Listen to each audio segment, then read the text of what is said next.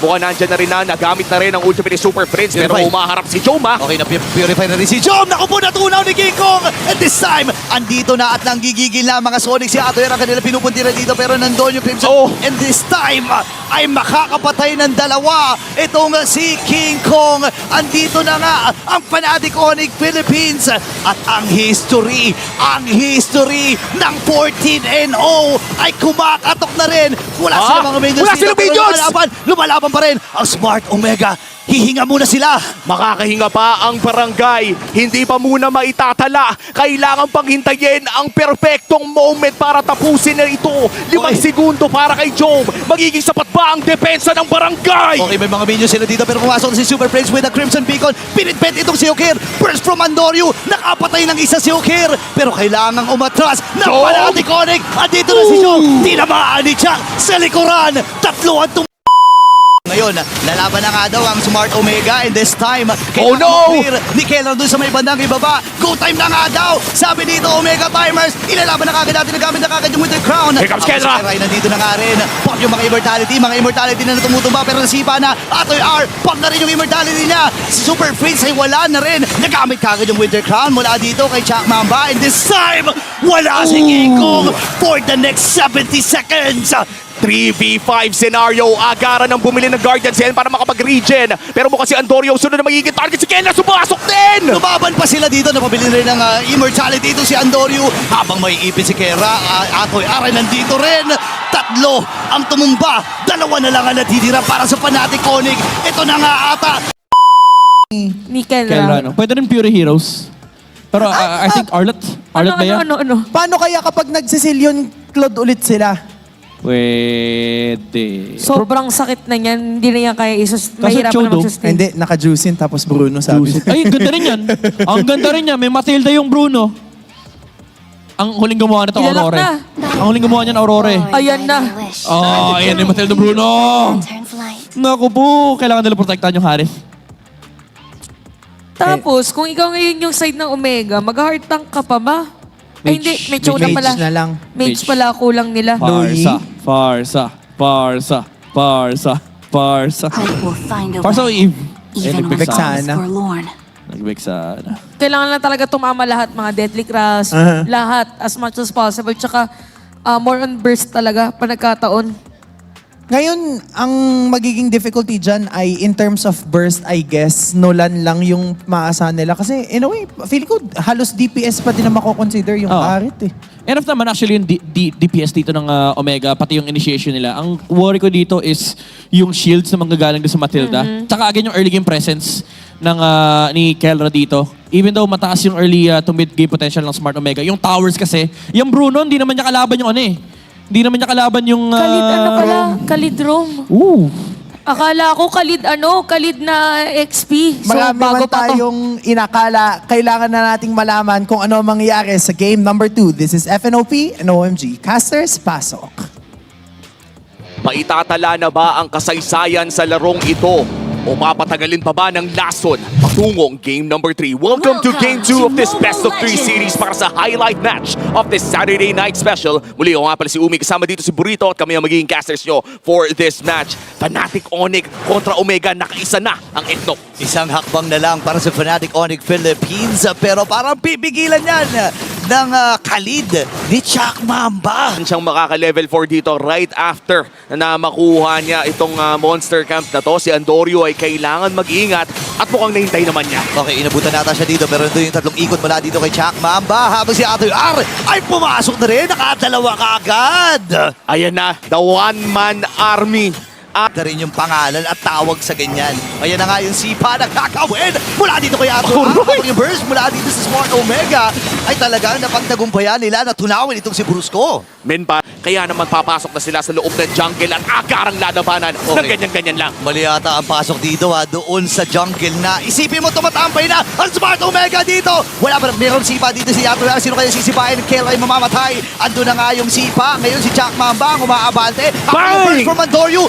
Nakadalawa na kagad ang bangungot na Kirk? kulot at atras muna ang Smart Omega. Alam nila yung direksyon kung saan patungo itong lineup na ito Oo. eh. Panigurado praktisado. Pero again, yung specialty talaga yung inaabangan natin dito, no? Ryota! Yan ang specialty, kasabay pa nga doon ng Eternal Guard. Hindi na naman nakasapak dito si King Kong. Ngayon naman ay mamamatay din si Chaknu. Atras muna dito ang Smart Omega. Andito din yung mga babad dito na. Yung jungler ng Fnatic Onyx, sisimula na agad nila yung Lord. Ang tanong ay, hahayaan ba sila? Sino kayo makakuha nito? Ngayon naman, 5,000 na lang yung buhay ng Lord Andoryu. Malayang makukuha yung Lord na yon. Jom! Habang si Jom, ang kanilang nagiging puntiran, nakapatay na nga dito si Gala. Pero ito na, Oh, yung wow. pagsik ng Smart Omega. Ang bagong Ay! barangay. Pero sinarko dito ni King Kong. Tatlo na tumumba sa kanila pero may magkakaroon pa ba ng casualty? Smart Omega, humahabol pa rin. Tala, no?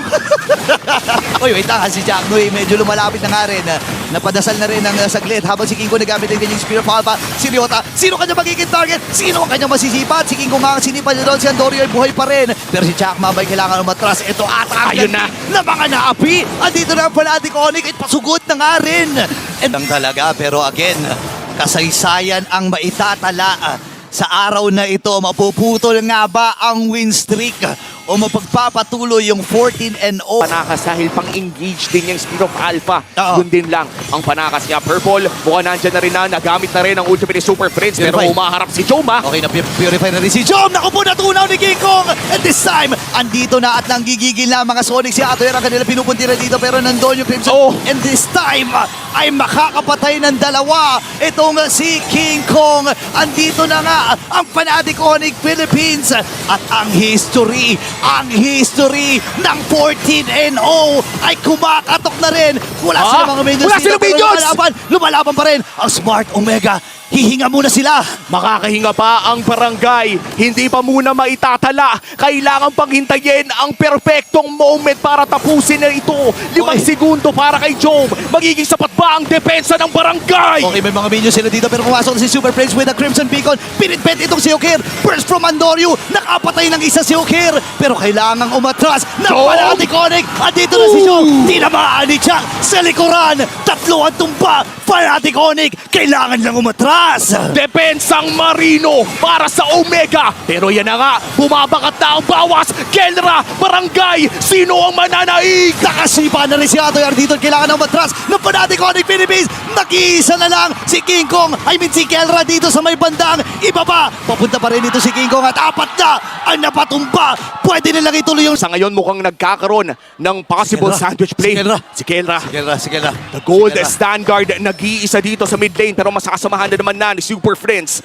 Audio check, nakita niya lahat! Nahuli ka agad dito si Super Prince. Nagamit na yung Crimson Beacon pero si Chuck Mambay kailangan ng umatras. Pumasok na rin dito si Brusco and this time si King Kong. Nangangalahati din kanyang buhay din. Si Atoyar umatras na nga rin. Ang bababa ng buhay ng Smart Omega. Kailangan nilang lumayo. Kailangan nilang umatras. Magre-replenish muna ng kanya-kanya mga buhay. All buff or lumapit dun sa may malapit na bush.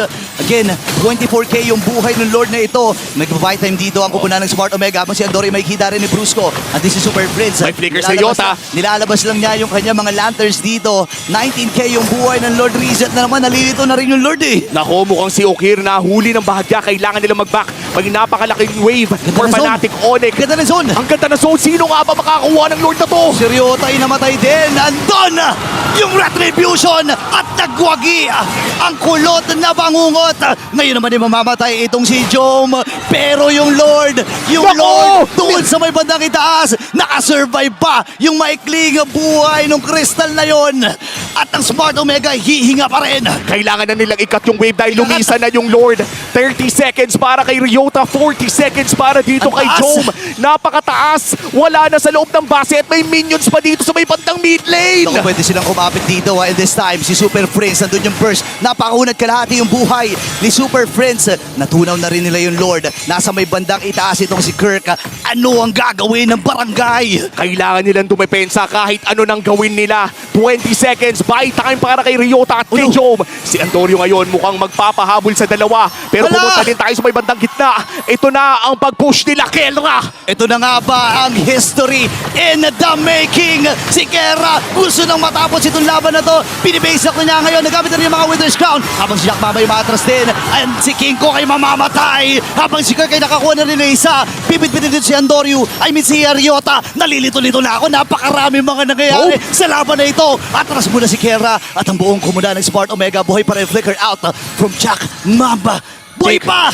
TikTok timers na para kay Okira at King Kong. Parehas na sa 45 seconds. 4v4 ang labanan dito sa may bandang gitna. Si Chakto ngayon ay delikado pero si Ryota nakahanap ng isa. Si Kela ay napuntahan pero mukhang makapag-dash palayo. At Okay. buhay pa rin ang Filipino Savage. This is already the 5th Lord. Pang-5 Lord na ng larong ito. At nakikita na natin ang laban ng Omega Timers at ang Onyx Time.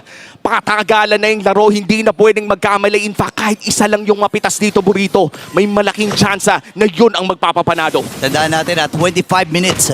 Malapit na ang 25-minute mark. At ang tataas na rin ng death timers ng mga heroes. Bungan ata dun sa may bandang ibaba. Buti nilang dumiko. Itong si Andorio. Ngayon, lalaban na nga daw ang Smart Omega. And this time, Oh, no! ni Keller dun sa may bandang ibaba. Go time na nga daw. Sabi dito, Omega Timers. Ilalaban na kagad natin. Nagamit na kagad yung Winter Crown. Here comes Kendra. Ay, nandito na nga rin. Pop yung mga immortality na natumutumba pero nasipa na. Atoy R, pop na rin yung immortality niya. Si Super Prince ay wala na rin. Nagamit kagad yung Winter Crown mula dito kay Jack Mamba. And this time, wala si King Kong for the next 70 seconds. 3v5 scenario. Agaran ang bumili ng Guardian Cell para makapag-regen. Pero mukhang si Andorio sunod na magiging target. Si Kela sumasok din! Lumaban pa sila dito. Napabili rin ng immortality ito si Andorio. Habang may ipin si Kera, Atoy R ay nandito rin. 3 ang tumumba. 2 na lang ang natitira para sa Fnatic Onyx. Ito na nga ata ang pag-extend at ang lason ay nananalayplay pa rin para sa Smart Omega. Game number 3 ay paparating na. Kumagat na ang lason ng bagong barangay. Bagong barangay, bagong lason. Game 3, baby! Grabe! Nararamdaman ko yung dagundong at yanig dito mismo sa caster's table, men. Makapigil hininga talaga ang laban na ito. Smart Omega. Pinahirapan ng mga Sonics. Huling game na ng dalawang team na to.